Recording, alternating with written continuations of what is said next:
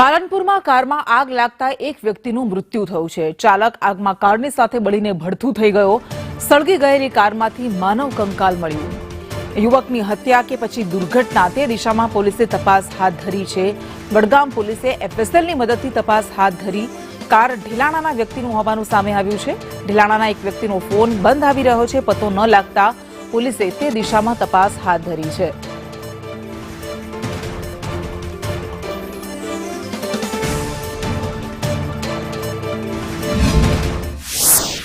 તણધા highway road ઉપર અને ગાડીમાં આગ લાગેલી હતી તો અમે પણ જોવા માટે દોડીને આવ્યા બધા। અને ગાડીની અંદર અત્યારે જે ચાલક હતો એ બિલકુલ એની લાશ એમ એકલા હાડકા જ દેખાય છે અને ગાડી પૂરેપૂરી સળગી ગયેલી છે।